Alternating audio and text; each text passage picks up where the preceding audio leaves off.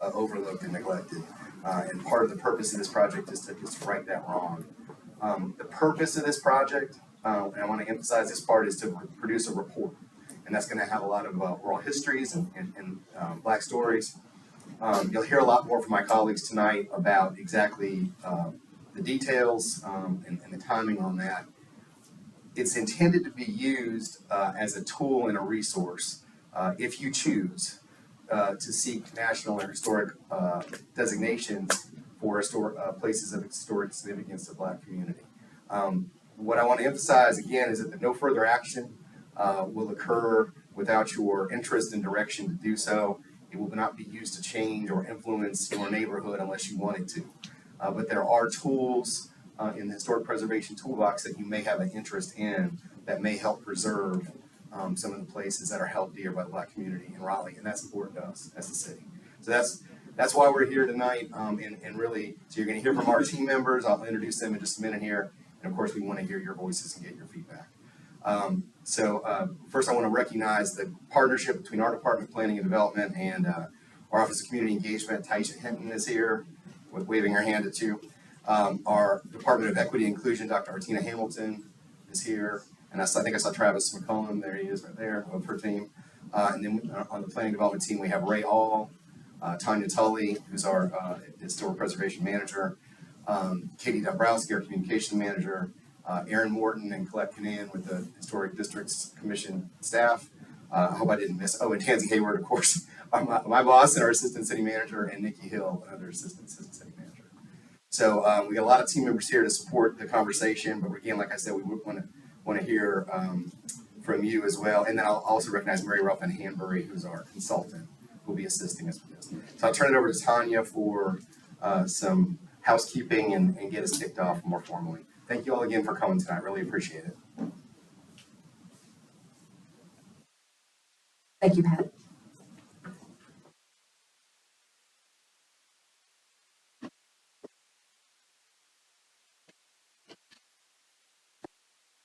So for a few things, I have some housekeeping items, and then I'm going to briefly go over a rough idea of the agenda. There are some handouts available, I believe, on the back table and the sign-in sheet. It looks like everybody did that. The meeting is being recorded. It's not being streamed live, but it will be posted on the web at a later date. We do have snacks at the back, so please take part. The agenda will be going over what we heard from you at the kickoff meeting back in May, as well as an update on the project from our project consultant, Mary Ruffin Hanbury, and then next steps after this meeting. So one of the things that we heard at the last meeting was that the room was crowded, it was hot, you couldn't hear us. So here we are, this fantastic Chavis Memorial Park Community Center in a place with wonderful AC, and hopefully you can hear me. We also have a frequently asked question fact sheet that's available that answers a lot of the questions that were asked at the prior meeting, as well as some that we heard after the meeting. Some of those will be answered in this evening's presentation, and some of them go into more depth. So hopefully you got a chance to see that. So one of the things that we heard at the last meeting had to do with oral histories. We are doing 10 as part of this project, the Black Heritage and Historic Places Project, and want to give you an update on where we are with that. We do have 2 people verbally confirmed to participate in the oral histories. We've reached out to 11 people, but have not yet confirmed interest or scheduled any at this point. And we are seeking more volunteers. Mary Ruffin will go into that again a little bit later about the kinds of things we're looking for with these oral histories. This project is funded by a Historic Preservation Fund grant, and that contract is up at the end of December. And so if for some reason we don't manage to get all 10 interviews completed during this grant timeframe, we will be hiring an independent oral historian to help us complete the oral histories so that we do have at least the 10 that were promised as part of this project. Some of the questions we heard about the oral histories are, okay, I just lost the mic.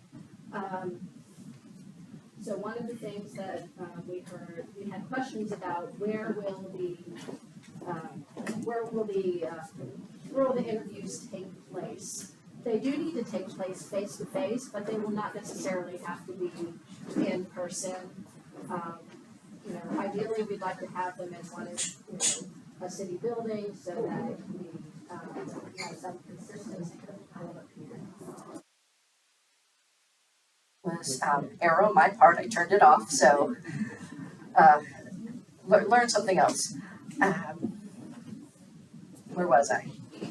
Oh, so the interviews do need to be face to face. So while they won't be over telephone, the consultant and staff and hopefully a community volunteer, we can, come to your house, sit out in the yard and, do it over Zoom, whatever is most comfortable. We understand with everything going on, everybody's busy and we all have different health concerns when it comes to COVID.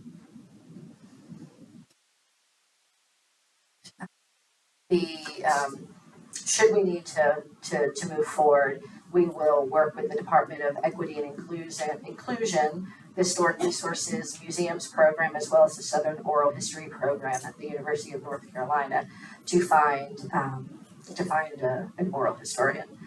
And I think that is what I have for the oral histories for this project. And now here comes Taisha Hinton.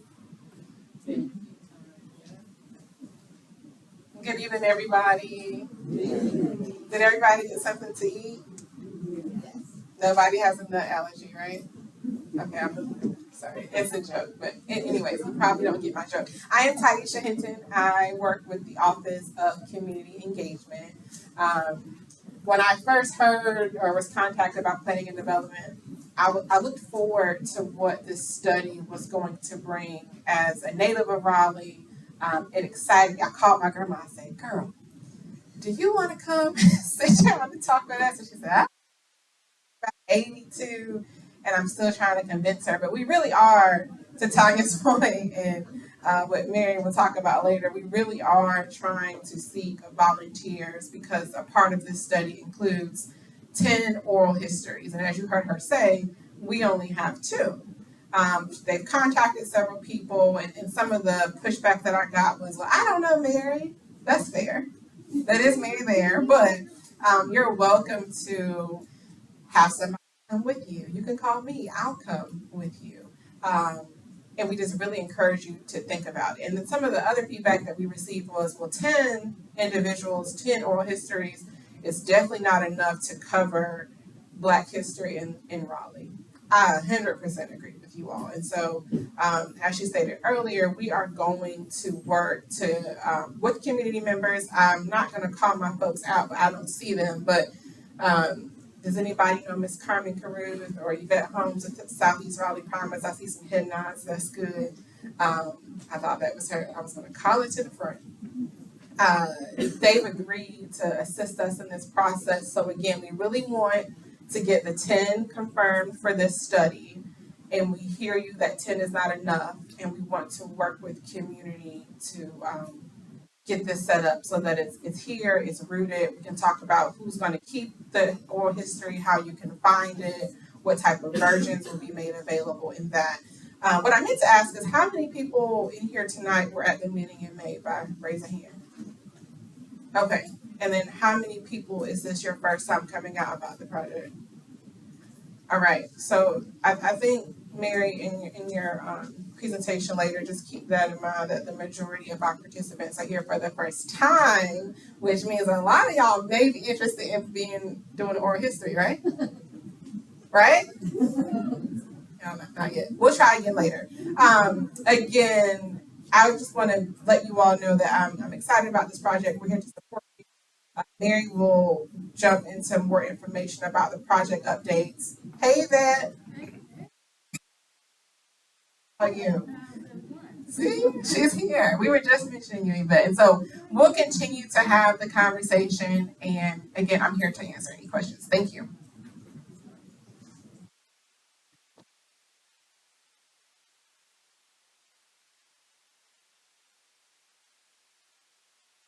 I'm glad you asked. That was the first thing I was gonna ask, is who was here at the first meeting at Biltmore Hills and who is new to the project. So I'm gonna probably do a little more of the review of the scope than I would have if you had all been there in May, because I want to make sure everybody has a sort of an equal understanding of what's going on. The project scope is an architectural survey update of historic building sites and neighborhoods important to African American history and heritage.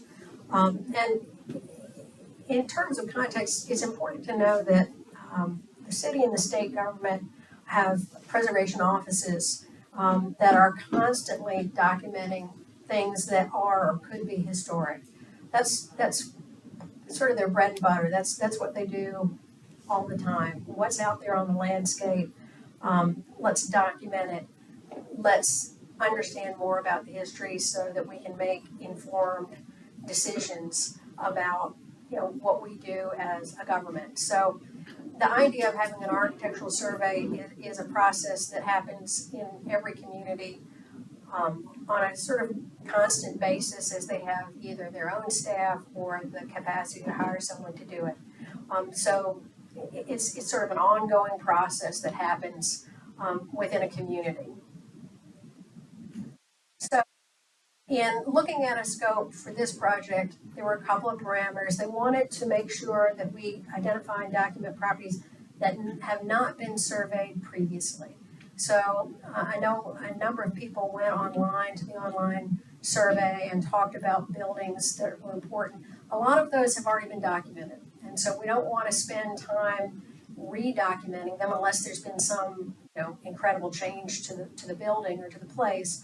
We want to take the time and energy we have to make sure that we capture more resources. So if you, for example, said, and I think a picture was added after I turned my slides in, but if you said, well, you need to survey St. Paul's AMA or First Baptist, those have already been documented by the city and the state. They're already mapped, they're already photographed. So we don't want to go out and do those. We want to do places that haven't been captured yet. So that's an important parameter. There you go. So in terms of the scope of the work that the city developed, they wanted to look at churches, entertainment venues, and properties that were associated with the civil rights movement, and also properties that were designed and or built by African American architects and builders. So that's the scope that was given to me. The other one is that Biltmore Hills would be a neighborhood of interest.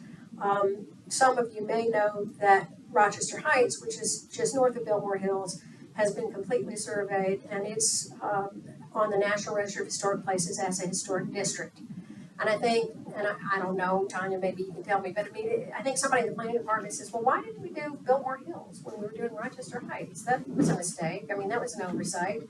It's important too. So I think that was probably the impetus for including it, and also just an interest in John Winters, who the more I read about, the more fascinating he is. So a way to look at a historic neighborhood, but also look at one that was associated with an important builder and an elected official in the city of Raleigh. Another parameter is that we would be using the 1975 municipal limits. The city of Raleigh grows.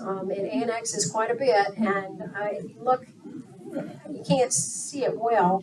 I think there's a pointer on this, if I'm smart enough to figure out how to use it, but the little box in the middle is the original plan, and each of those subsequent different colored boxes, sort of deeper rose, light pink, light green, and darker green, are subsequent annexations. This is 1971, so close to 1975. The city limits of Raleigh now are even bigger than that, but I didn't want to confuse the point. So that's sort of the boundaries that I'm working in. So a survey is looking to see what exists, putting it on a map, take pictures of it to see what it looks like, and to collect basic facts about it. You know, the address, the year of construction, the type of construction, the shape of roof, windows, anything that's architecturally or physically notable about a building. So for every single building that is surveyed, there will be a photographs taken, there will be a site map drawn for that property. It gets an official number from the state, which is called a survey site number, which they sometimes call SSN, which makes people think it's a social security number, but it's really a survey site number. And it's put into a database, which sounds kind of nerdy, but it makes it very easy to search and find information about resources. If you wanted to know, you know, how many gable roofed houses that have been documented that were built between 1920 and 1940, I don't know why you want to know that specifically, but you can type it in and it can spit out a list. Having things in a database allows you to understand quickly and to query and to search for specific values that you might be interested in. So it all gets put into a database as well. So in terms of the documentation, we're going to be talking about Biltmore Hills. This is an early advertisement that ran in the N&O. Free bus services to get there, many free gifts and prizes, a big open house promoting the neighborhood. In looking at Biltmore Hills, and I'd say I'm maybe 2/3 done with the field work. So usually when I'm in the neighborhood, I've got a bright green backpack and I've got, you know, information in the back when I go and knock on people's doors. But one of the things that, in terms of patterns, is that there are quite a few different prototypes of housing that are used more than once.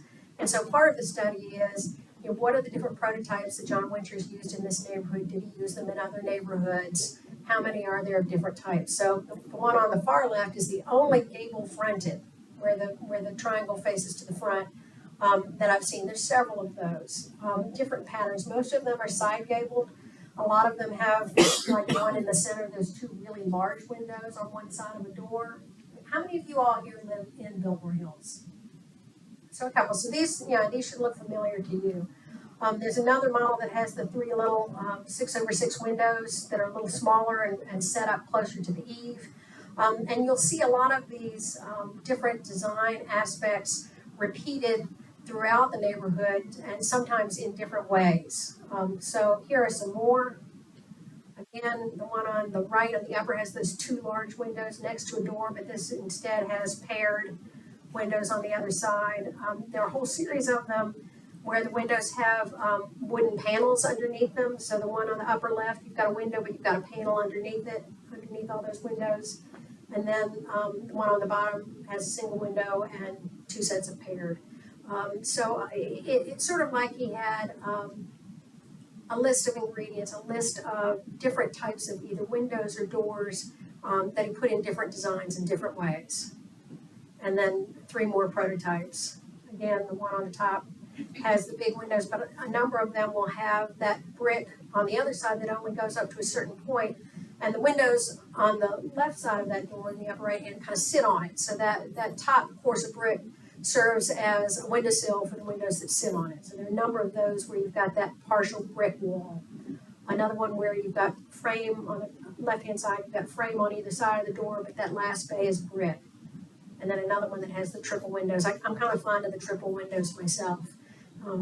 So part of the study is looking at, the use of a developer using prototype housing. So it's not unusual now, but at the time it was becoming sort of part of a developer's toolbox is to have model houses. A couple of years ago, I did a survey of the Ridgewood neighborhood, which is north of Wade and east of Ridge Road, that was developed by Ed Richards, who also worked often with Mr. Winters. Again, different architect, but again, you'll see the same model of house throughout the neighborhood, sometimes altered, and then some of the houses have been given second stories on the end. So that's also part of the documentation. Which of the houses look the most like they were when they were built and which ones have been changed. Not that there's any value judgment, but just knowing which are which. Another one is churches. And the period of the report is from 45 to 75. So they're buildings that are older than 1945 that were churches in 1945. So the building may be older than that, but it was active as a church. I think the other thing that's interesting about churches is when you talk about a church, you can either be talking about a building or a congregation. And there are a number of church buildings that have had different congregations in them over time. And so trying to follow sort of the trail of the buildings and also the congregations. One of the things I did is I looked in something called a city directory, and that's kind of like a phone book, and they had them for cities. And in the 40s, they called out which ones were African Americans. Those would be the ones that had a C next to them. And so in the early ones, I kind of built up a list in my office to sort of follow those churches that are designated as such. And one of them I was really relieved was still there is Union Baptist on Saunders Street. Still there. It's in an area of the city that's rapidly developing, and I'm very glad I got a picture of it because things change in Raleigh. So that is one example. And changes is not new. And one of the things that you find in looking at African American places is, and this should not be a surprise to anyone, is that a lot of them are no longer with us. A lot of them have been demolished. So from that list of churches, that little red star was a Pentecostal Holiness Church on South Fayetteville Street. That entire map that you're looking at is where Walnut Terrace was built. And in the 1950s, every single one of those buildings was ripped down by the Housing Authority. And it was a vibrant Black community. And that is a map of every house that was there and every building that was there that was demolished. Other communities were taken out by road projects. A lot of the churches, again, in that 1940 city directory, they were on streets that aren't on the map anymore, and I had to go find a 1940s map of the city of Raleigh to see where these streets were that don't exist anymore. So for me, personally, one of the reasons why I think a project like this is important is having a realization that buildings are not forever, and it's important to document them while they're here in case something does happen, whether it's a road project, whether it's a fire, whether it's anything, is to know what's on the ground now and to record it and document it so we know the story. I have gone to a friend of mine who works at State Archives. Do you have a picture of this Pentecostal Holiness Church on Fayetteville Street? I mean, we may never know what that looked like unless somebody shows up and says, you know, my grandmother went there, I have a picture. And to me, it's sad that it's gone, but it's even sadder that I don't know what it looks like. So part of this effort is to make sure that things get documented. This has been harder. We've had some suggestions, but when we turn the mic over to you all, I could use some help on this. I've looked in the Green Book. A lot of the places that are mentioned in the Green Book don't exist anymore. It was the community center idea was one that someone put on the online survey, and I can tell you that Method and Chavis have already been surveyed, and as a matter of fact are already on the National Register of Historic Places. But I'll look at Worthdale and I'll look at the Safety Club. But if there are other sort of social or entertainment venues that you can think of, I would be really grateful to get suggestions for that, because that one's been harder to find. Again, some are gone. So for example, the building where SNCC was founded on the Shaw campus doesn't exist anymore. But there are a number of places from the sit-in movement. So on the left is what used to be Hudson Belk, and on the right, the Sir Walter Raleigh, both on Fayetteville Street, one of about a handful of places, as well as the Woolworths in the what used to be called Cameron Village, where there were massive sit-in strikes a week after Greensboro. The one in what was then Cameron Village, there were 42 students arrested. It was one of the largest mass arrests in the sit-in movement in the South and in North Carolina. And as soon as the Foundry catches up with their backlog, there's going to be a civil rights marker there. And I've been working with Friends of Overland Village and with the shopping center to get that marker put up. We're hoping to have an event. I've talked to people at St. Augustine and Shaw because the vast majority of the people who were arrested were students. We've been trying to track down addresses of some of those people who are still alive so that maybe we can have some sort of event. So stay tuned on that. But if there are other civil rights sites that you know of, I would love to know them. Here's another one that's not with us anymore. Does anybody know what this is? It's the old Y, it's the Bloodworth Y, thank you. This was the Bloodworth Y. Before that, it was the African American USO. Before that, it was the Jim Crow African American School for the Blind and Deaf, which is, I guess it would have been just northwest of where we are now, a couple blocks. This was a place where a lot of organizing for the civil rights movement happened in this building, which apparently caught fire in the 70s and subsequently was demolished. I apologize for the quality of the picture, but again, it's what we have. Another part of the scope that I was given was to look at architects and builders. Because we're looking mainly at buildings between 45 and 75, that excludes a lot of people we know. But I will tell you the city has already done a study of Mr. Leitner's building. And that is available. Henry Beard Delaney, who was a Mason and later Episcopal clergy at St. Aug's, worked on a number of buildings there. Gaston Alonzo Edwards was an architect who did the Leonard Medical School and two other buildings, and a Masonic temple and another building at Shaw. J.W. Holmes was a contractor. He was a early graduate of A&T who came to work at St. Aug's, and he was the contractor supervisor for the construction of St. Agnes. I haven't found any other buildings he worked on. He was brought onto the faculty, and so I think he mainly did faculty grounds at St. Aug's, but he may have done some work in Greensboro, which is not part of my scope because that's Greensboro, not Raleigh, but we builder. The three, because those are mainly excluded, that I know of, Willie Edward Jenkins, who died in 1988, he practiced in the Triad with Lowenstein, and he did one building on the Shaw campus, which was residential. I'm trying to confirm which one it was. He did a lot more work sort of in the Greensboro Triad area. Millard Peoples was suggested online as a masonry contractor, so if any of you all, or the person who suggested Millard Peoples, I'd like to know more about him. And John Winters, who's sort of easy because we already know he did Biltmore Hills. But trying to pull together a good list of other things that he worked on. We know he did Madonna Acres, and that on the right is a plat of Madonna Acres that's from the Delaney collection at St. Aug's, and then on the left is an advertisement.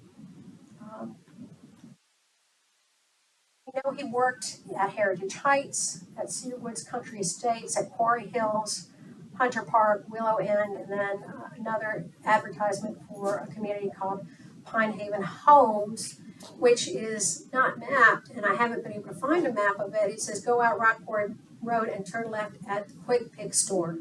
I don't know if the Quick Pick store is still there. So it makes it hard when you're trying to figure out, is it there? Does anybody know if the Quick Pick? I don't think it is. So there's a challenge in some of these things to try to figure out where these places were. But the nice thing about this is that they're pictures. So I can go out Rock Quarry, I can turn left a couple of times and see if there are any buildings that look like this and see if I can find it that way. So sometimes it is like being a detective to figure out where some places are. Hopefully we'll also look at sort of in sort of the end of the report, other places to look. So other neighborhoods as well that were developed at this time. So the products, fieldwork and survey, I know, is the planning director still here? I know you said that the main thing is a report, and I don't want to diss on the report, but there's a lot of fieldwork and survey products that come with that. Again, every single property has a database entry with descriptions and photographs and maps, so there's that. The oral history interviews and the report, which, has a narrative portion about each of those themes: churches, architects and builders, civil rights sites, entertainment sites. Anything in pulling together the report that you kind of say, well, this is really not part of the scope of work, but gosh, I wish, here's a topic or a neighborhood or something that I found in my research that if they ever want to do another project like this, would be a good thing to put on the list for something that could be looked at in the future. And then also, just from a professional opinion, which of the properties might be able to be listed on the National Register based on a cursory reconnaissance survey. So sort of any of the ones that I'll say, well, I've worked with the National Register, I think this property might be eligible. Just sort of that initial filter about what are things that might be able to meet the requirements for designation. So those are my marching orders.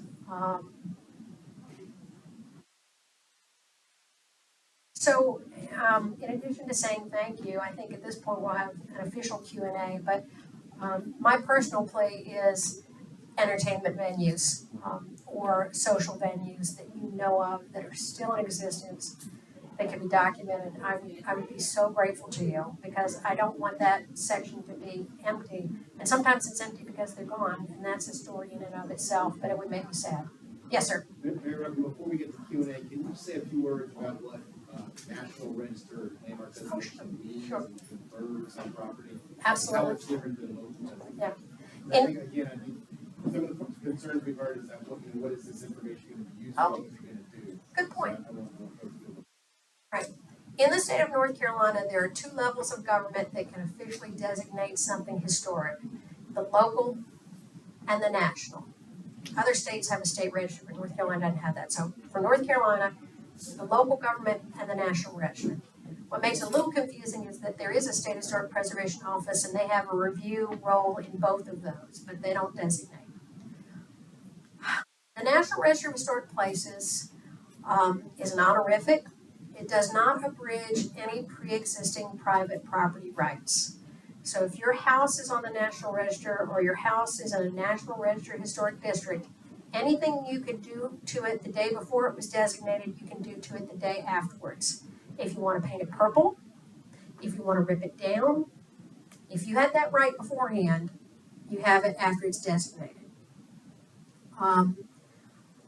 There are certain financial incentives for being listed on the National Register. There are tax credits you can get for the rehabilitation of historic properties.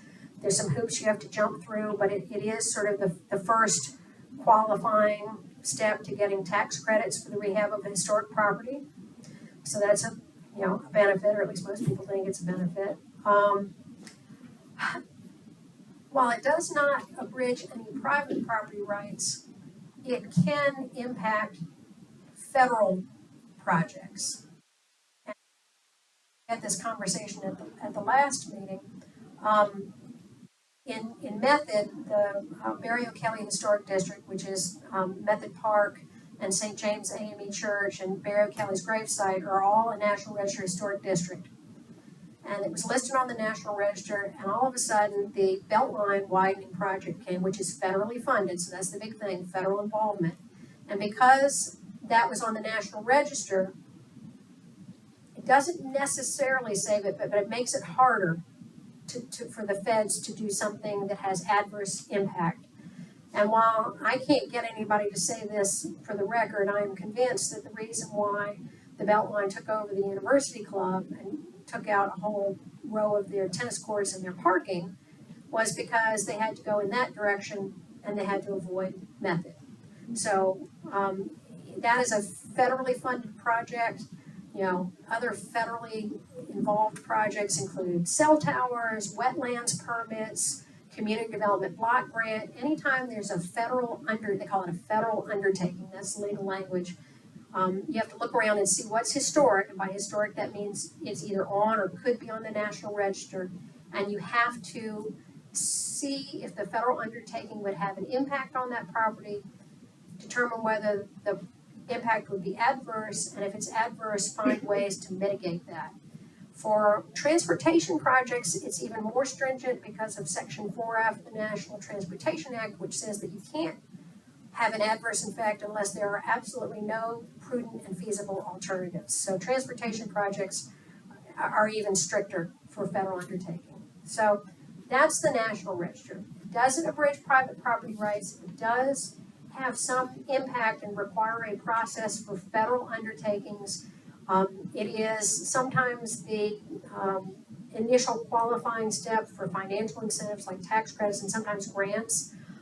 Being on the National Register is kind of like a good housekeeping seal of approval.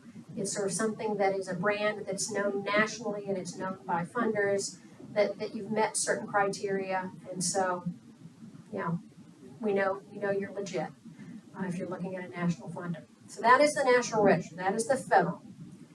Local designation is another thing altogether. Local designation is proclaimed by, in the case of Raleigh, the City Council. Like the National Register, you have to do a report, you have to have documentation, you've got to have a bibliography, you've got to have photographs and written descriptions, so sort of the document that you do to get that is similar. But the process is different. It goes to the Historic Development Commission, they get comments from the state, then the Historic Development Commission would make a recommendation to City Council, which may or may not designate it. If the property is an individual property, like at one single house on the National Register, there is the capacity for there to be a great savings in your property taxes. And one of when I talk about it being sort of a political decision by City Council, there's a great Art Deco skyscraper in Winston-Salem, which is clearly should be a landmark. But Winston-Salem Town Council realized if they got less tax revenue, property tax revenue, it would hurt the city. So they've never landmarked it because they don't want to give the owners that property break. So it's a political decision to list or not list. Now, a historic district, you don't get that benefit. It's just for individually listed properties. What you do get for both of them is that if you are designated locally historic, if you want to change the exterior of a property, you have to go through a review process.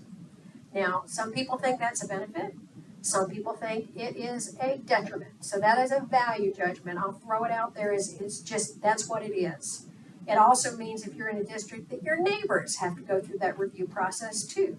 So if you think you've got great taste, but you think your neighbor has bad taste, maybe you want that so that you make sure your neighbor doesn't do something that you don't think is historic or important to your community.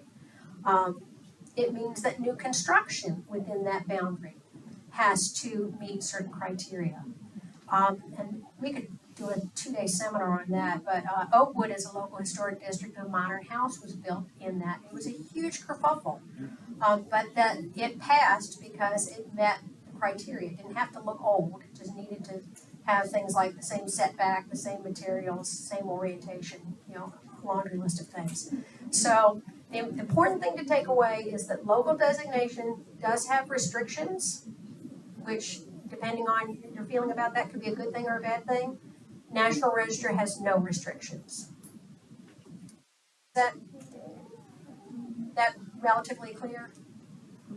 Yeah, relatively. I mean, I could talk for days about this, but I don't want to bore you to death. And somebody else might want to question too. And I'll hang around afterwards if somebody really wants to know some of the fine points of local versus National Register designation. But anybody else? Oh, the first meeting was a lot more talkative. I gotta tell you. Yes, sir.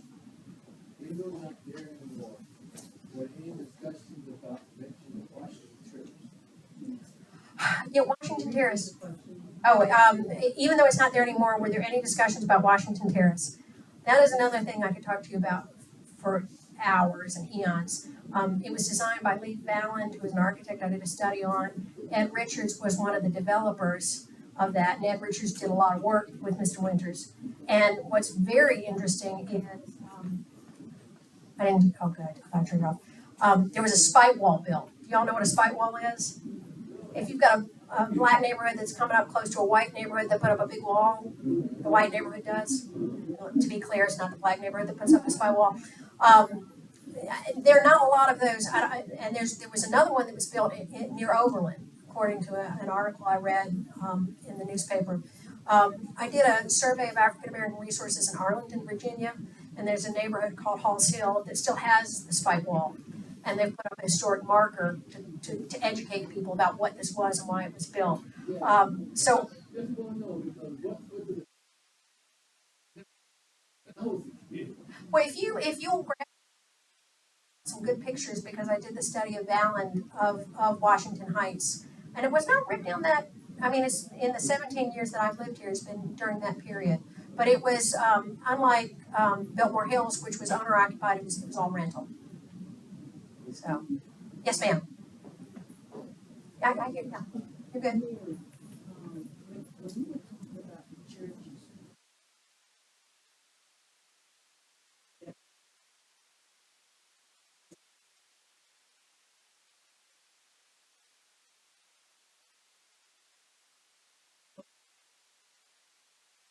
Lord, all the demolished those houses, and then they gave them.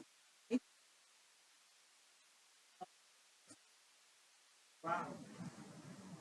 So I would like to have those, it was 4 churches. I would like to have those in the store. And then I would like the churches in Smoking Hollow, because they were there from the 1800s in the store. And which would include the one in my neighborhood, which was Mount Sinai Holiness Church, where we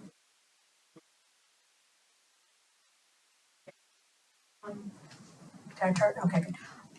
I want to make sure, so we'll have a draft at some point, maybe we can talk, but in compiling this, again, the earliest city director I could find that fits within this period was 1940, so I do have a list of them.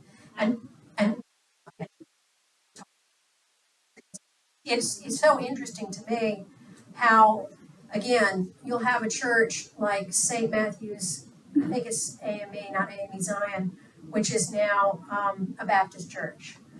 There are a lot of holiness churches, and I was out taking pictures of Lincoln Park Holiness Church, and the pastor came out, and apparently Cash Michaels is doing a documentary with him about the holiness churches.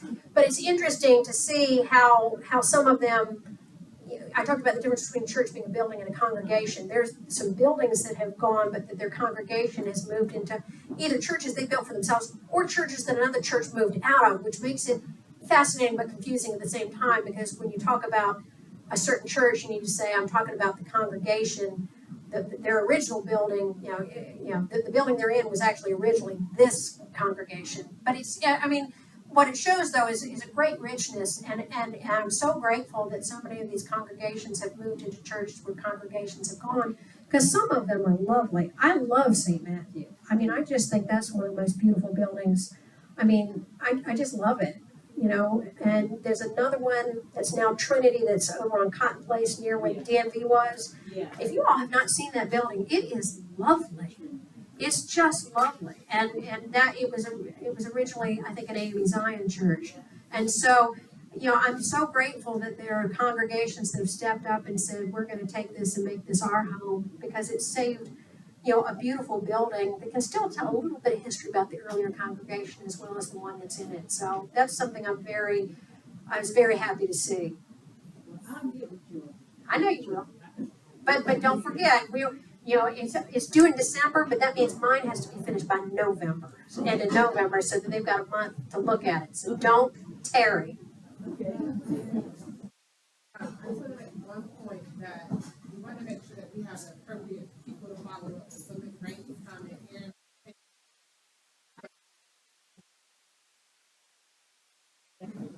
Yes, ma'am. From the last meeting,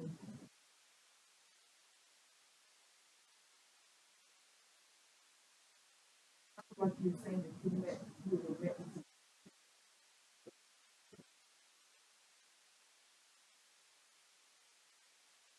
Question about resistance, people being resistant being interviewed. And I think that gets to Taisha's points. I think some people are like, well, I don't know her. You want to get in my business?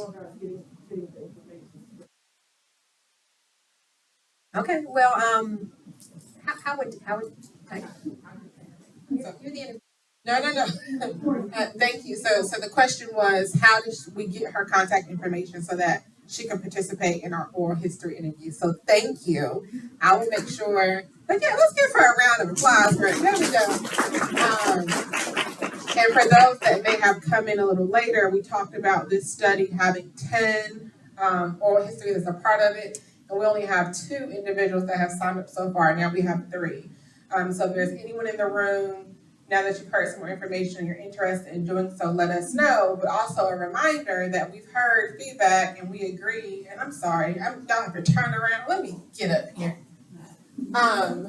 We've heard feedback that those 10 are not enough, and we agree with you all, right? And so in addition to the study that we're having, we want to work with community members to identify a grassroots process, right? So that the city can support community in getting more than 10 studies established. And so we're having 2 conversations right now.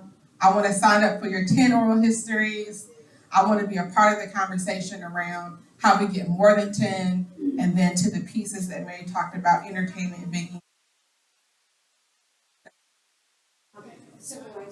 civil rights and entertainment. So any other suggestions of places for civil rights and entertainment venues, and then we'll go back to the oral history conversation. Yes. I'm gonna bring you the microphone. And if you can just say your name so we can write it down and know who to follow. Thank you, Rainey. And I would like to see not entertainment. I think of J.D. Lewis with Teenage Frolics. And I know he didn't build him per se, but I think he should be included in the entertainment, okay? Thank you. Aaron's taking notes. Anybody?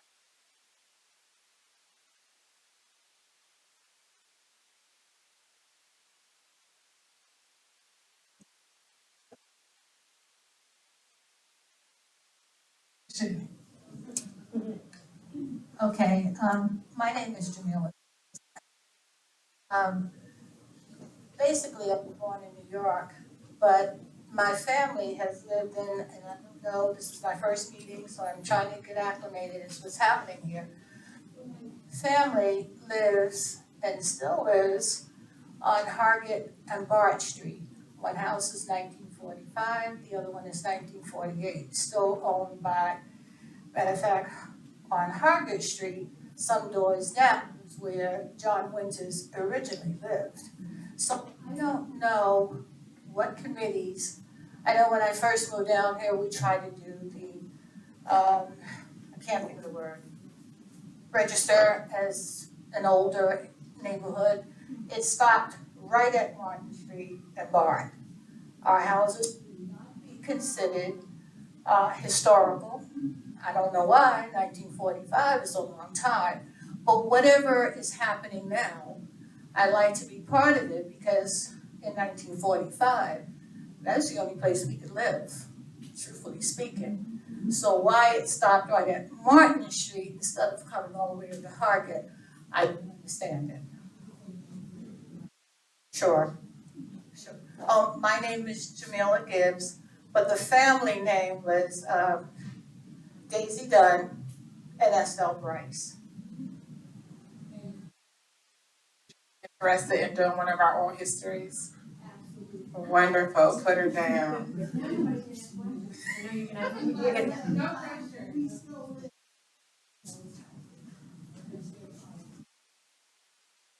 Yeah, that's the other thing. Every time I knock on a door or survey, the first thing I have to say is, I'm not going to buy your house. So, you said something that made me think. You said it was the only place we could live. One of the things which really is beyond the scope of this study, and so I'm not doing it carefully enough to be in the study, but I'm doing it for myself, and maybe someone will pick up on it. One of the reasons that that they couldn't live somewhere else is that a lot of the neighborhoods developed in Raleigh had racial covenants. And I guess most of you all know that, but basically, when they developed the neighborhood, it basically says if you wanna buy here, white person, you can't sell this to a black person in the future. And racial covenants were found to be unconstitutional and unenforceable, but they weren't when they were originally put in there. And so one of the things I've done, I've got like a GIS program, Google Maps, trying to draw the outlines of neighborhoods that had racial covenants, because I think it shows you by process of elimination, if all of these are neighborhoods that only could have white people in them, and you're looking for black neighborhoods, you would look for the ones that didn't have that. So trying to draw, shade in areas that are parks, or, color in Dick's Park and the prison and places that are institutional where you don't have housing, and then the neighborhoods that have racial covenants, then you can kind of focus where you look for places that aren't those places. So it's a very good point. And where's the place? Planning director still here? Dang it. I think it would be great if the city got a grant to map those neighborhoods more specifically, so that people could pull that up in the city's IMAPs layer and see which were the neighborhoods that were exclusive, so you can kind of see it. We didn't have a red line map the way some cities did, as far as I understand, which was another racially prejudiced mapping exercise that had to do with lending. Probably an unofficial one, but they didn't have an official FHA red line map.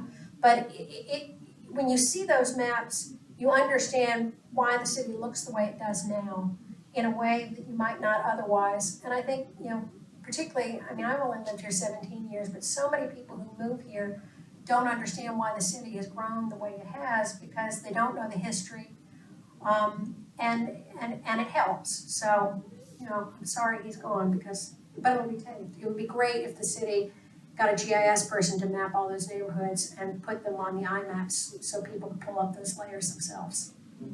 Any other venues, civil rights? She does.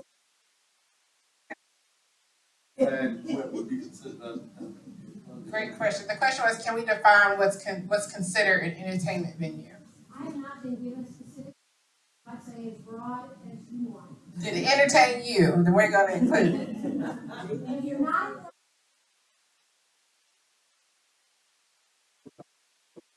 golf course and I think that makes, but that's a good point, Meadowbrook Golf Course, tell me your name. William Neal. I'm pretty sure that's considered. Okay, all right, and then I saw something back here, and then I'll come to you. And if you could just say your name, and so we can jot it down, so we know how to follow up with you. Good evening to everyone. My name is Christy Talley, and I am born and raised in Raleigh. But I'm like the young lady just said. I was just trying.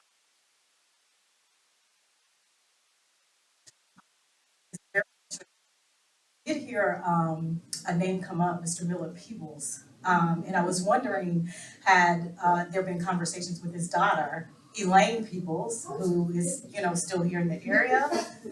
She would obviously have great information about Mr. Peoples, and then I also wanted to, I know we're on this public record and everything, so I want to proceed with caution, but I also want to put my dad out there, Charlie Talley, who was Mr. Peoples' foreman for a couple of decades. So he certainly is one that has a lot of historical information about Mr. Peoples. And a lot of the buildings around here, my dad, when he left Mr. Peoples, worked for Clancy and Thays for another couple of decades. So a lot of the building that's going on around here, he has a lot of that historical background. But anyway, like I said, I want to proceed with caution. Your daddy's gonna get you, and that's not gonna be our problem. Do you have name? You're good? Okay, Mr. Rodman. Yes, I am Charles Rodman. And you mentioned M.R. People. I was employed with him. And we built a couple of venues in the city. And I also worked with Charlie Talley, which is her father. So, and we need to speak on this a little bit more and let them know that he was very instrumental in the city. Now, I hope y'all wrote down y'all right phone numbers over here, because they're gonna call, and And we wanna make sure the numbers work. When we call, we can call you from the number you wrote down? Okay.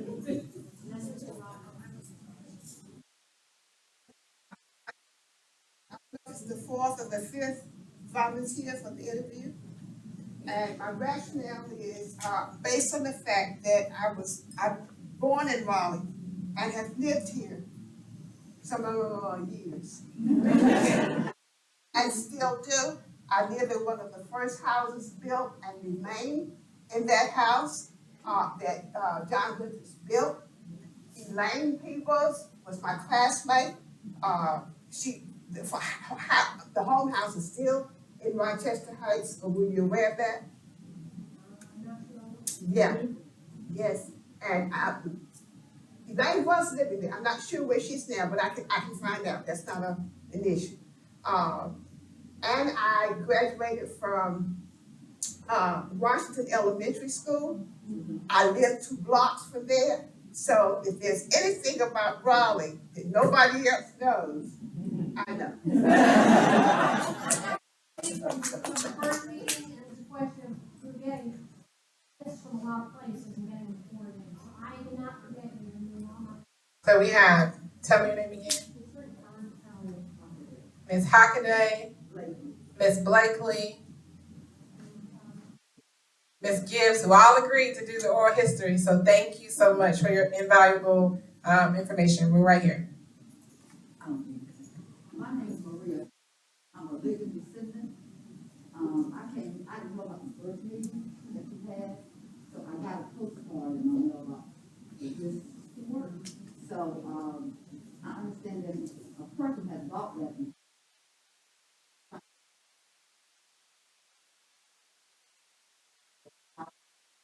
So that's still in limbo. That's the question.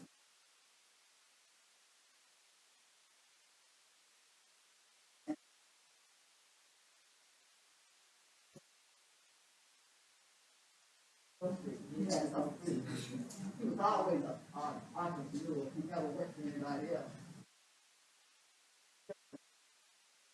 Culture tax.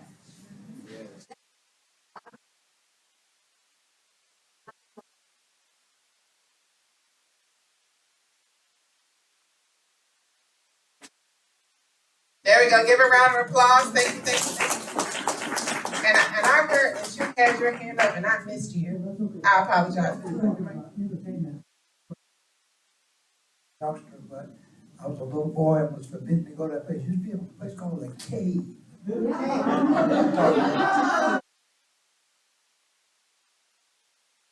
Just had to throw that out. I never went there.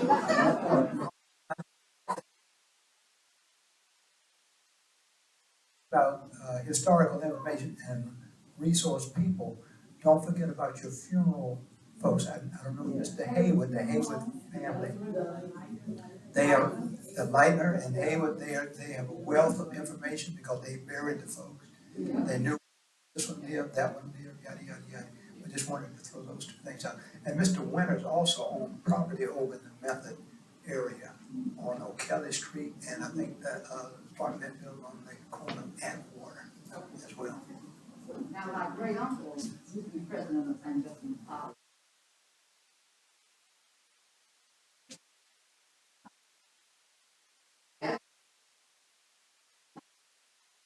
And he, just remember, he never went to the cave. He just knows that. Oh, and I'm sorry. Could you state your name for me? Samuel Mirror. We're note taking. We're just putting names down so we know who to follow up.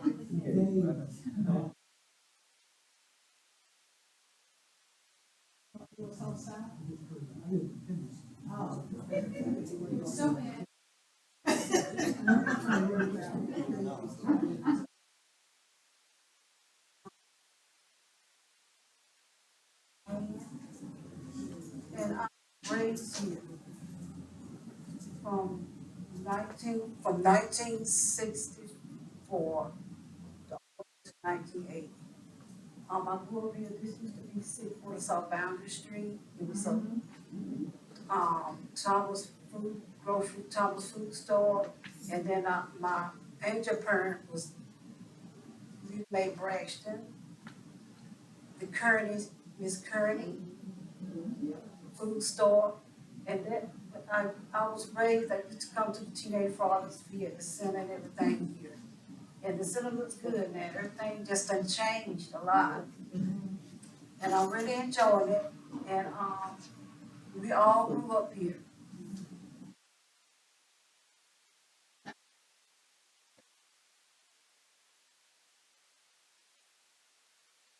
Weldon Egerton, and I'm actually Weldon Egerton Jr. I was born and raised in Raleigh. I lived at 1429 Garner Road, which is not that far from here. So I spent a lot of time walking up and down Garner Road to Bragg Street through the little path coming over to the pond. Lived in the pond. Each Friday with J.D. Lewis. My dad and Clarence Lightning were very good friends, so them quite well. Deborah is still around, so you might want to get in touch with Deborah Lightning. So she's got some information that you might be interested in. I'm an original member of what was known as Fairview Street Baptist Church, which was at the back end of the Raleigh Memorial Auditorium. And that church was demolished when we moved to First Cosmopolitan Baptist Church.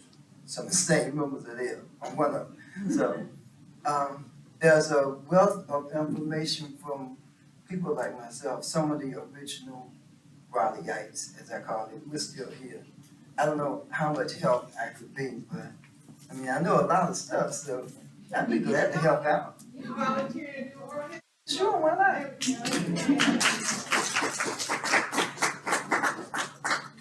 Thank you. And did you mention Thomas Grocery Store? It was on Hargett Street?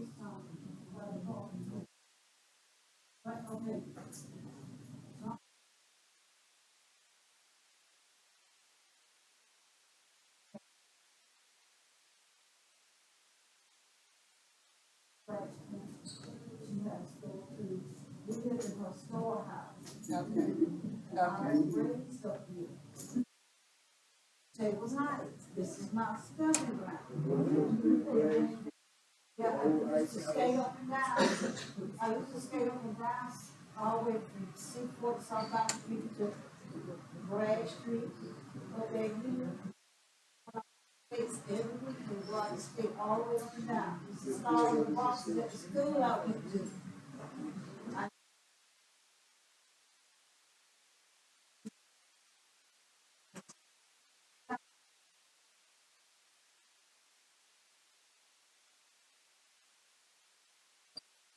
Then your high school.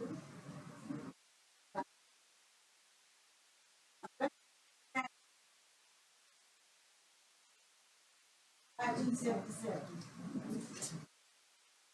Hi, my name is Carmen Coffin. I wanted to say, and I cannot tell you the name of the stores, my stores in probably places like the Cave. My grandmother lived at 408 South Bloodworth Street, right next door to her on the corner of Bloodworth and Davie. There was something.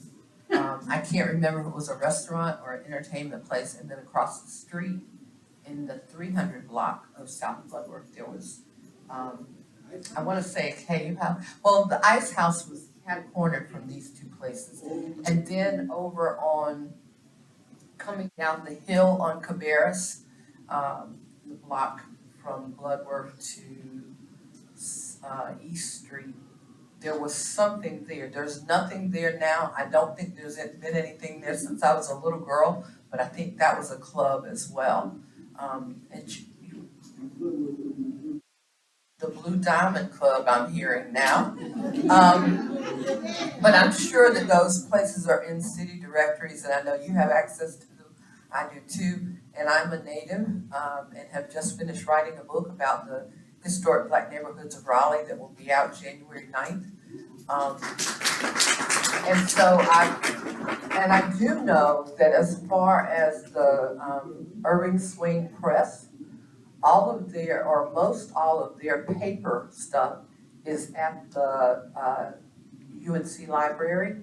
So if you, and I know you don't have time to do all that research between now and November, but those are the kinds of things that I think we would give us a lot, because I think the obituaries of a community tell you the story of a community.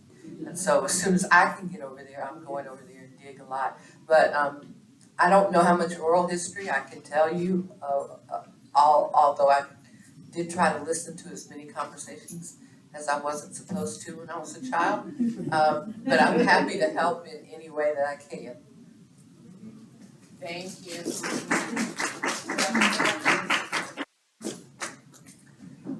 Jimmy Watson speaking. I was kind of chuckling when she said Mr. Thomas Store was over there, because she didn't mention the entertainment venue that was right next to it, the Latin Casino.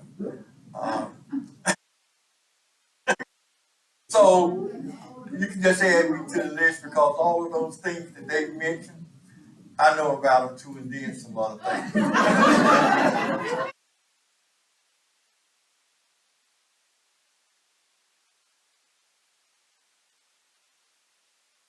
Back to the other side. So we're talking about oral interviews, entertainment venues, civil rights. My name is Marion Morgan. I have a concern about that high school. It's like every black high school in Raleigh and all in North Carolina was changed to middle school. We, as people, need to acknowledge all of the high schools, not only in Raleigh, but all over North Carolina.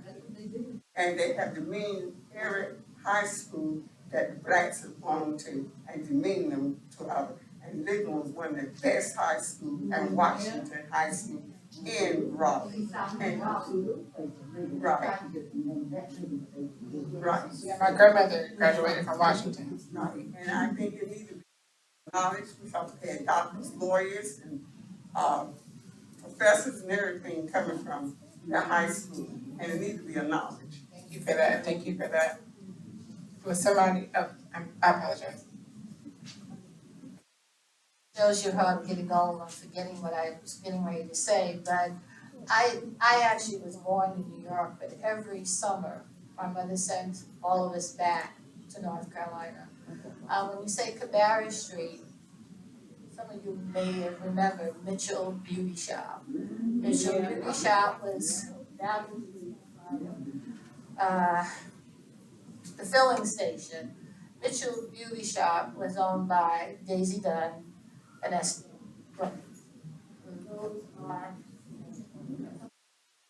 Those are the my relatives that I was sent every summer to North Carolina to not forget who we are. I was the last of 6, but because I was so much younger, and had the opportunity to have everybody all to myself. But I do remember that. I remember going to the beauty shop, which I hated, and then trying to get up to the Lincoln Theater to see the movies. I mean, I'm a New Yorker, but I'm a little bit country, I'm a little bit rock and roll. I got both of me. So it was the best summers, and yes, I live here now. I never thought I would live in Raleigh or in North Carolina because I'm a New Yorker, so I thought. But I think it was definitely important that my parents put into me that this is home. And so as I see it change now, and I see some people that I know by face, maybe who are younger or whatever, but it hasn't really changed. It's changed, but we don't need to let it change too much. We need to hold the heritage here in this area, especially going from Hargett down to Bart, wherever it is that we need. That area, I remember the Gatlins, when they had that house there in the park, and they tore it down and made a center. But I remember seeing I'm that old. I remember seeing the Gatlin family, one left, who owned that property. So there's a lot of history here. This was the only area that I understood that at that time we could live in. Right there, in that whole area, right near the cemetery. So it's a lot of history, a lot of people here. As I said, I do remember faces. We've changed. but I don't think we should change so much where our heritage and our life is. Change is good, it is, but let's not change it to the point that we forget where we started from, worked hard and built a beautiful neighborhood. Things change, but let us not forget our heritage here. Do not forget it. Thank you. Now I just wanna go on record and say that we have 7 people that signed up tonight to do oral history. Give yourselves a round of applause. We had 2 before this meeting, so we're at 9. And we only need 1 more to make this happen. No pressure, but is that a hand? Let me get over here to you.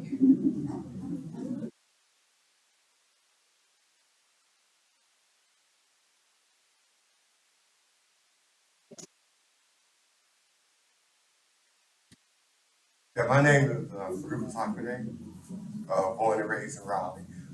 And there's one entertainment vendor that is still standing, and it's Burnett. It's on the corner of South and that is McDowell Street. It's still standing. Very last one from the neighborhood or the hood. Excuse me?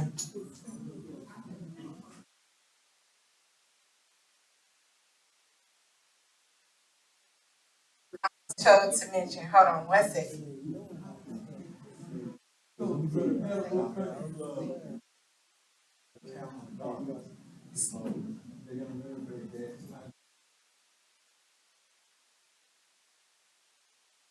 Staten's Restaurant and Cunningham's as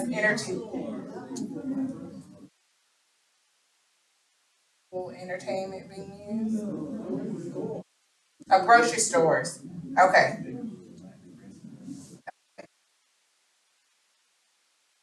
What's a grocery store? Providence today? Did we miss Providence? And was that what was Providence? A church. Okay. Where was it? Oh. You mentioned Cunningham's. I remember that store. It was advertised on WLLE radio. The tune of Old Christmas Tree. Thank you. I'll be right there. 1 second. I have a question, and I don't know if this was a predominantly African American entertainment center or not, but I remember from the 70s a place downtown called the Teddy Bear Lounge. Okay, y'all know that, right?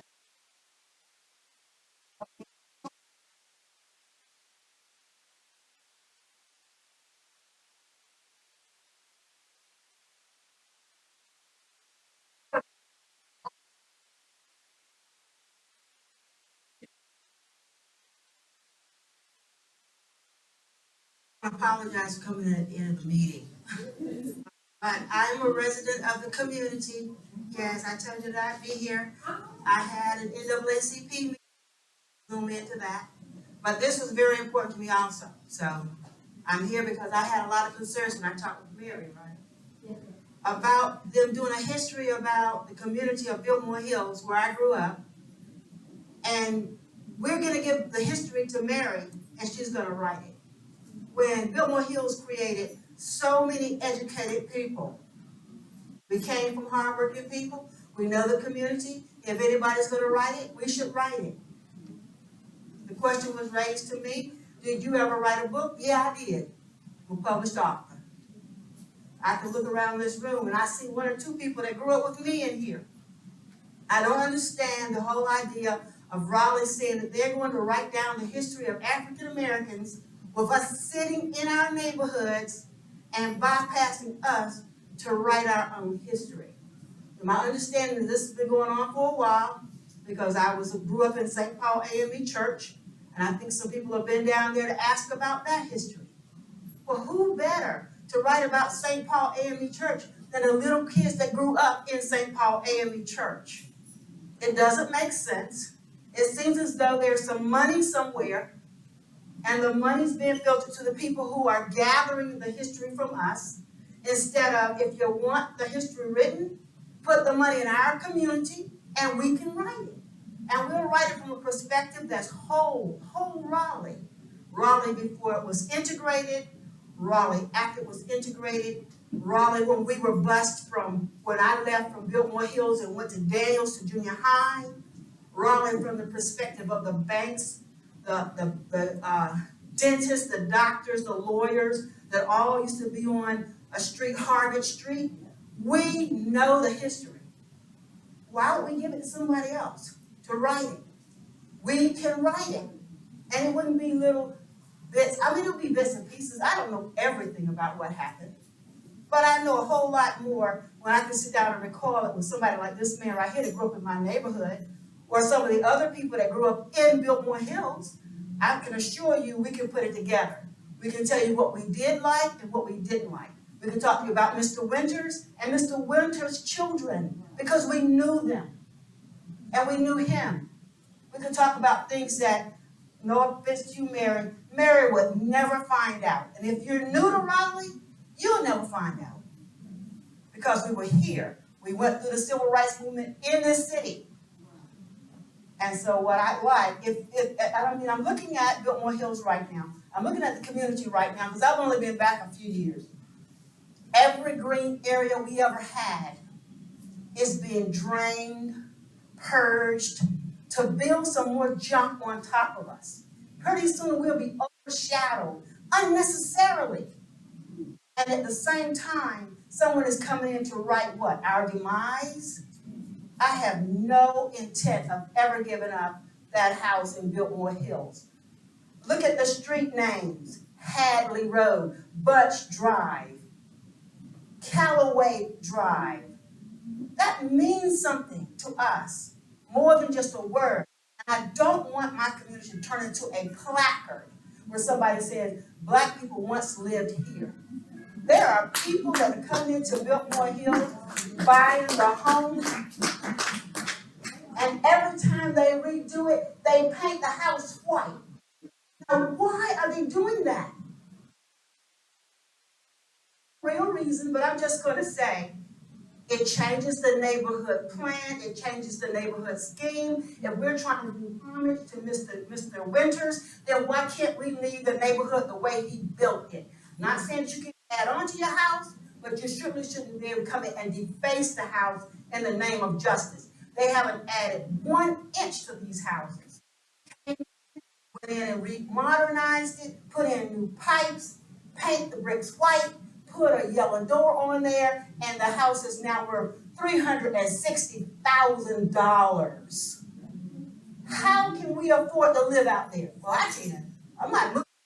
But how can we afford to live out there when these houses in Biltmore Hills that were 1,000 square feet? And I'm going to say this, right down the street, and then I'll let somebody else talk, at Worthdale, which was the comparable white neighborhood where Biltmore Hills was built, those houses are not selling for that.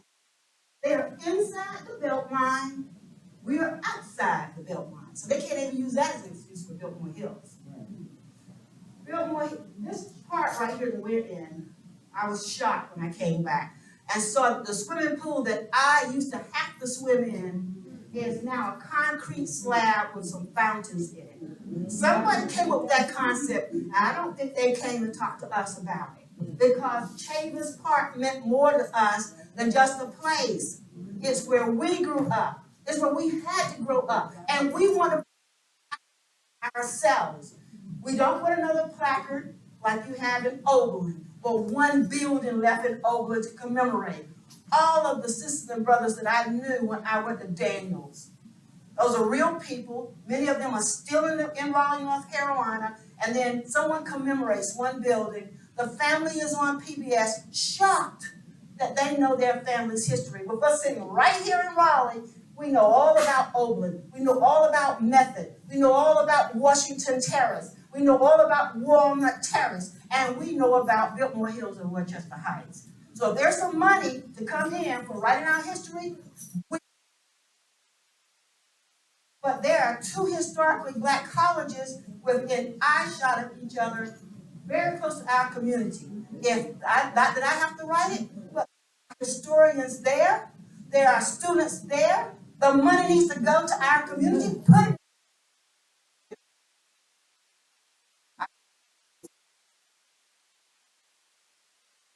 Light was gonna shut you down.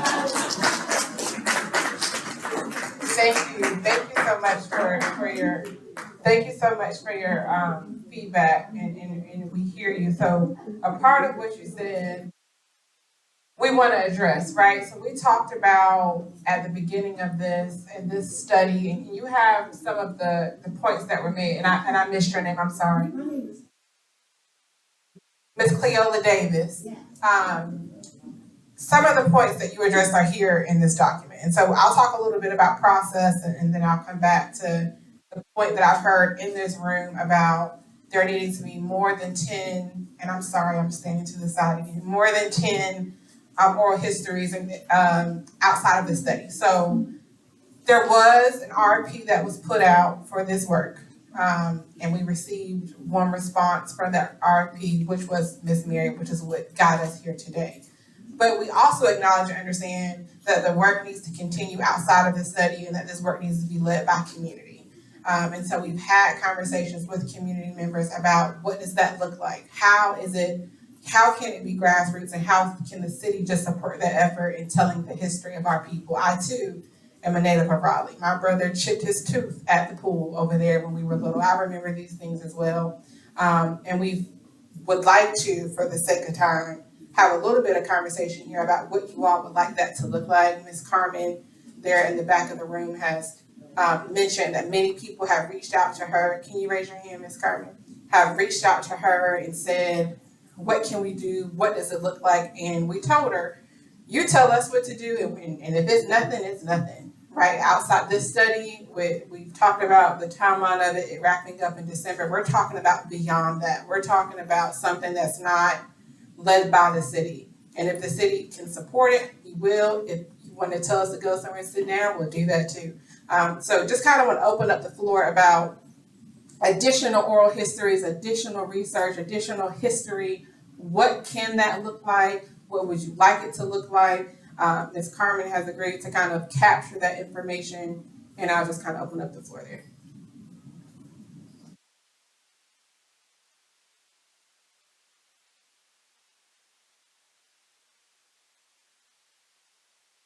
Sure. You are saying that right now, there's nothing that can happen to change the way this is structured. Tell me what you mean. Are you talking about the 10 oral histories or something else? Yeah, the 10 oral histories. So, I mean, sounds like something happened.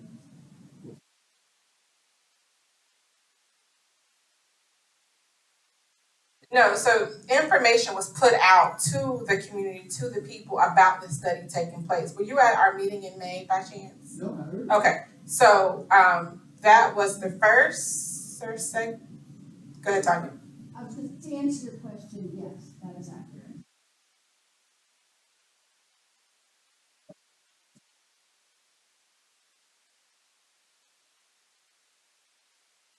Last fiscal year, decided that African American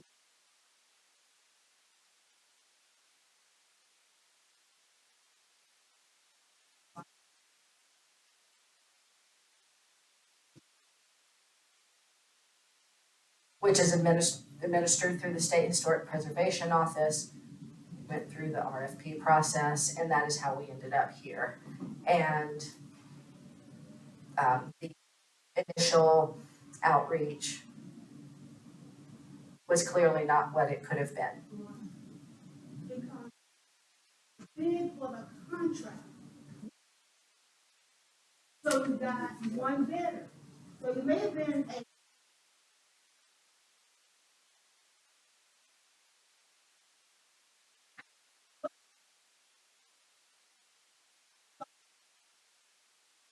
Rochester Heights, Chambers Heights. A contract had to be put, but if we didn't know about the contract, how would we know?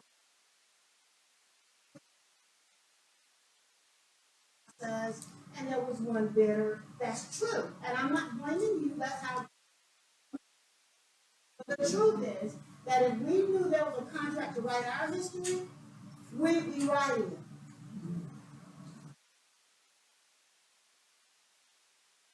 Oh, I'm sorry.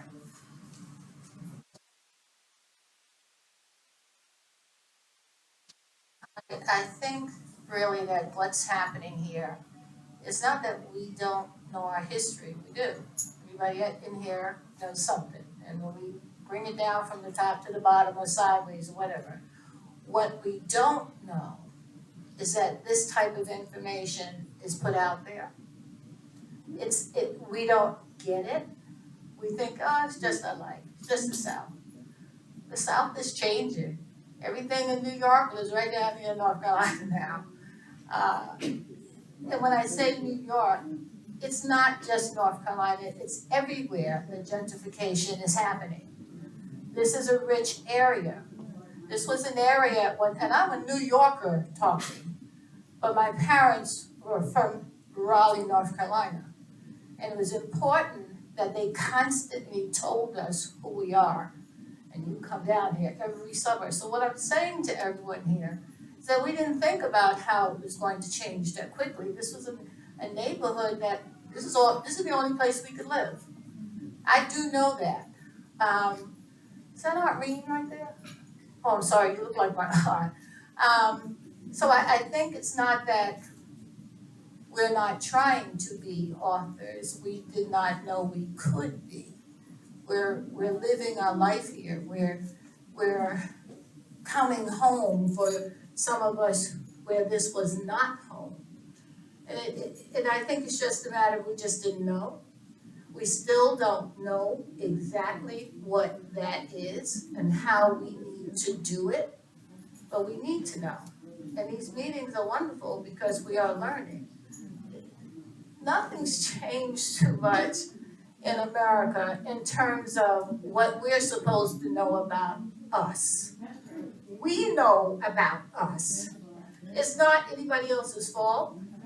We have to be responsible for us. Exactly. And so with that, we have to find out the information that others know, how to do it, when to do it, where to do it, whatever. It's really a job for us to really understand what does this mean, who's going to write it, how will it be written, where is it going to be written, what's going to be the impact of this writing in this community. What is the purpose?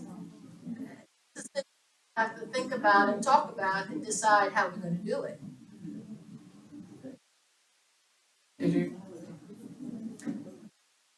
Hello, my name is Deborah. I work in the Community Engagement Office with Taisha. And I was curious, what are your preferred communication sources? What is the best way to get you the information? Maybe you all have some feedback so we can incorporate that into our planning.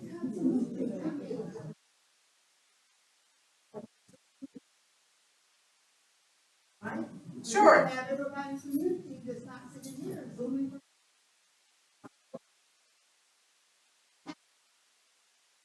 And do we have your information? Do we have, one second.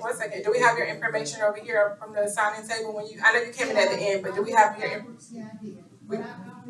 that we can get your information?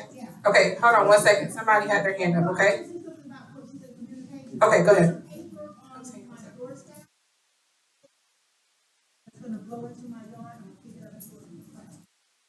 Yeah, and I'll have staff in a moment talk about the methods that we did to do the outreach for this meeting. I hear you.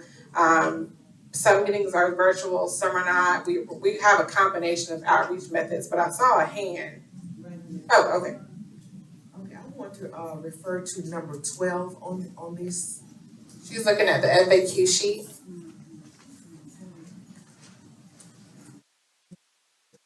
Where it said you had one one person to respond to this. So I want to know, how was this presented and who was it presented to? Also, I'd like to know, as a St. Augustine's alumni, would you be willing to open this up to students, history students at St. Augustine's and Shaw University to work on this project? Okay, 1 second.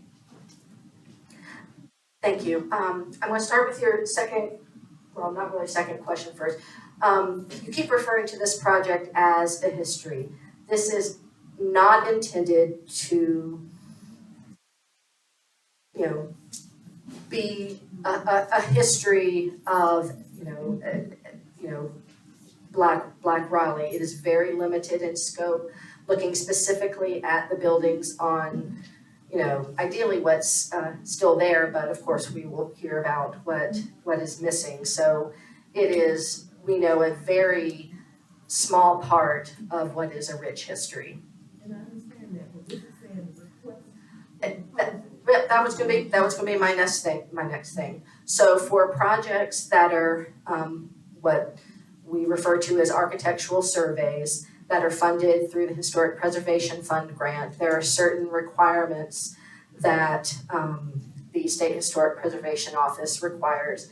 I can't remember, it's like some code of federal regulation, architectural historians, and a number of lists of things. So it was sent out to the known list of people that the State Historic Preservation Office has, and there's a listserv, North Carolina Preservation list made up of professionals and commissioners across the state, and that is where we sent it. I do know that in our profession as a whole, that there is a extreme lack of representation of people of color, and clearly here in North Carolina too, but it is also nationally. So if you have any young people that are interested in history, send them our way. I'm not sure how we can incorporate them in this project, but as we re-envision and reach back out,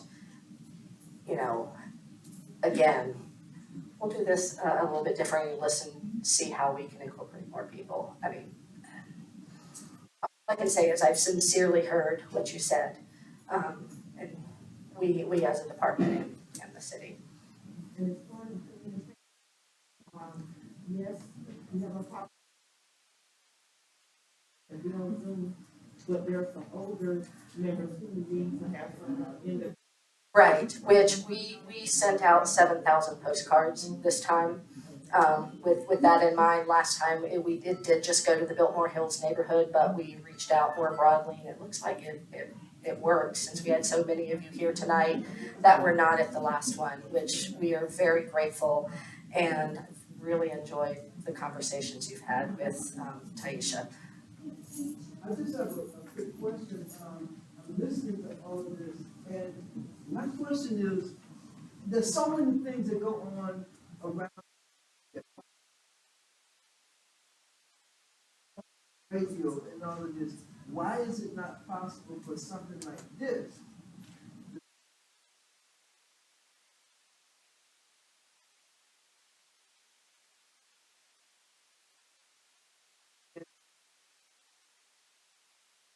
Yeah, I agree. And it's not that it can't be done. I mean, we talked about the mailers that went out and the 7,000 mailers that went in the mail. We talked about email. We followed up from the people who attended the meeting before. We talked about online. We talked about sharing information in person. But yes, that is an additional tool that's available. So that's not something that can't be done. Yes, I'm gonna pass it. I'm sorry.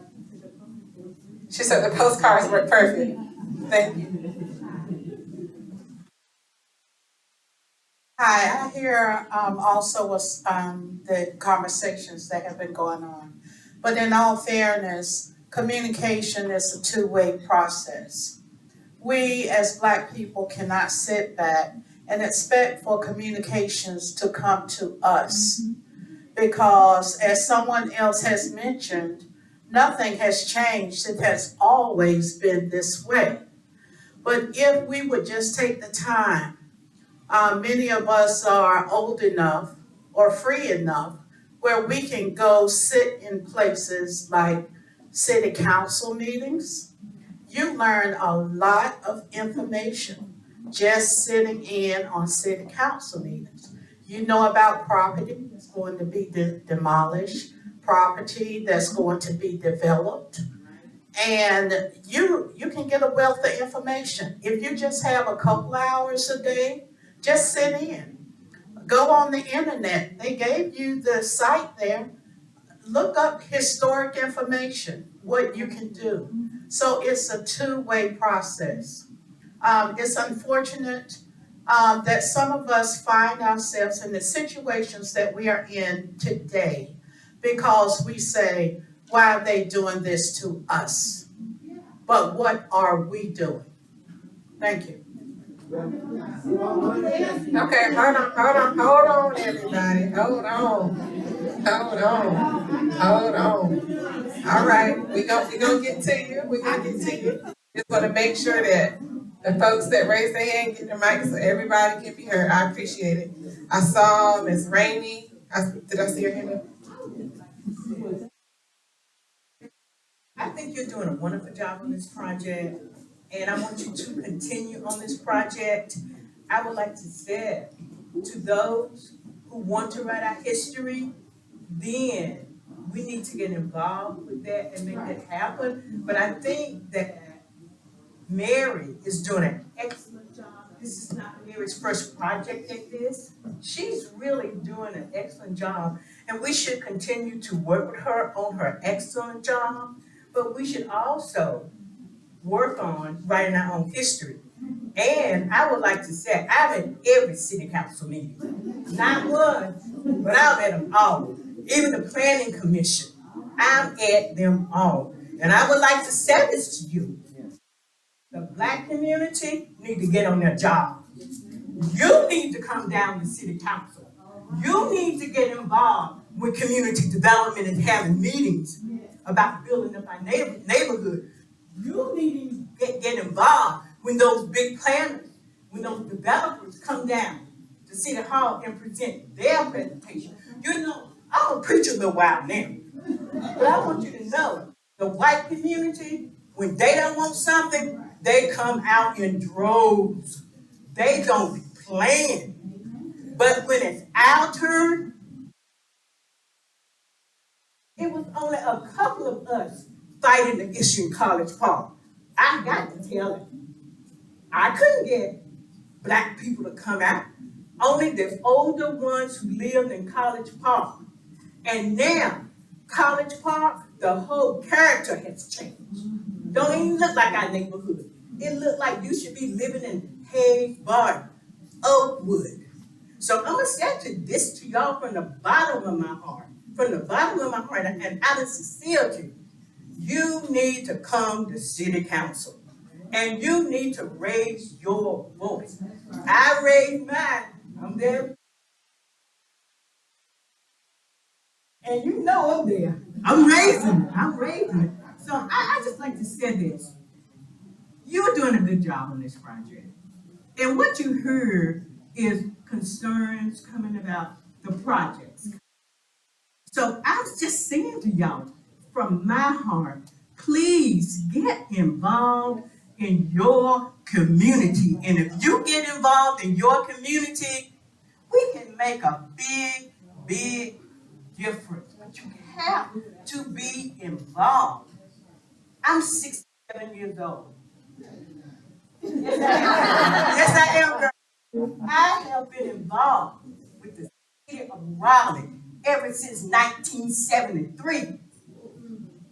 So,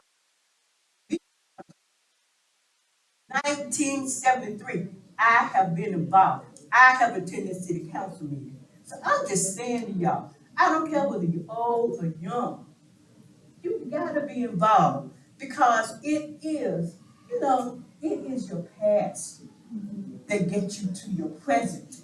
And it is your present that gets you to your future. And if we'll not make it, and we are not building those foundations to be recognized. That's why I fight so hard for my neighborhood, for Smoky Hollow, for Fort Ward. Because those communities deserve to be recognized. So I'm just saying, please, please, please, stop sitting at home. You need to get your buns on down there to city council. You need to, Mary, you keep up the good work, girl. Okay, we're at time. Give me 1 second. Give me 1 second, please, please. We are at time. I want to make sure before people head out that you look up front, and the information on that slide is also in the handout with the PowerPoint presentation, because we want to make sure that we have the right follow-up options for you. So one, and I'm standing at the back of the room again, I'm sorry, it's bad presentation style. One, the project page, if you go to RaleighNC.gov and you search building history, a lot of the information about this project will come up there. The online survey is available until 9/20. So Erin, if you could raise your hand again, she was taking a lot of the notes in the room today, but also you may get home and think of other things. We are going to summarize the meeting tonight. It was also recorded, just as an FYI, not live, but we have the recording. And then we also have the option for you to call that number on the screen. Again, that's also in this presentation. And then there's another option to send an email. We also have, please make sure that you sign in, because that's going to be vital in the follow-up process.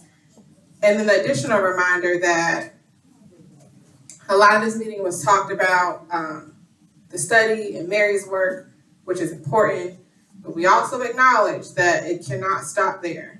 We also acknowledge that there is more work to be done, and that work cannot be done without community.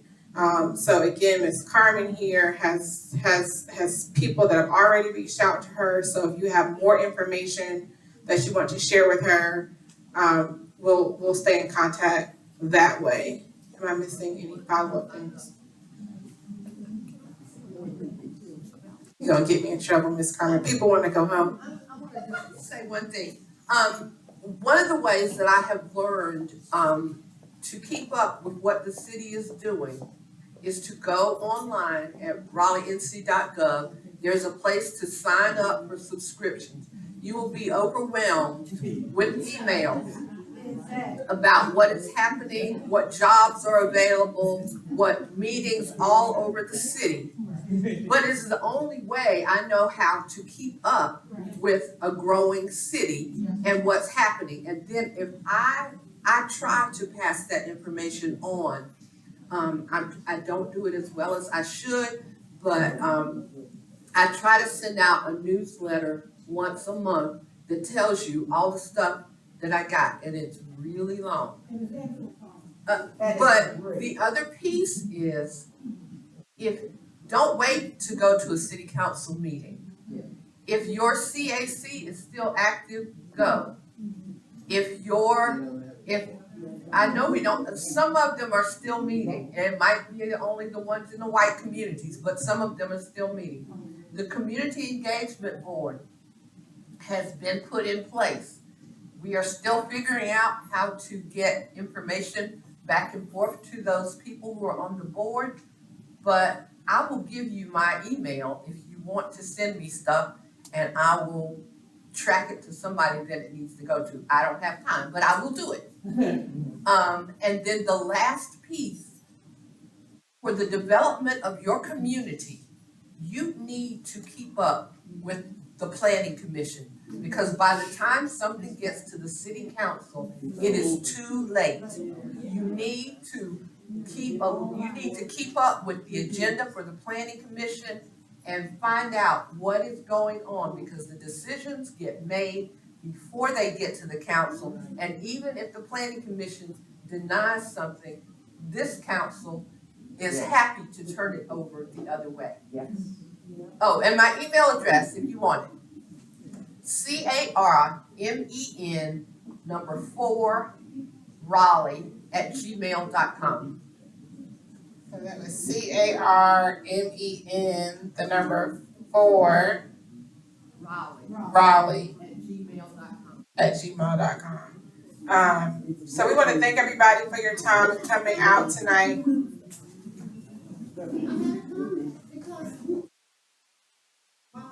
When I lived here, you was one of the developers.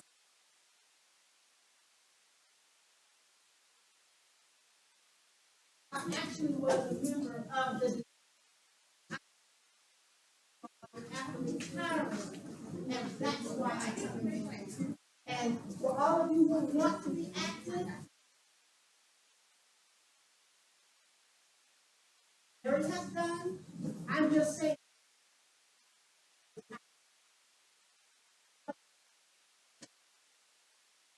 That, because some money came from some, there was a sole person that did it, and they got the contract. We're gonna write the history, and we wanna get paid for it also. That was my point. Thank you so much for that. We appreciate it. So give yourselves a round of applause for coming out. Thank you so much. Thank you so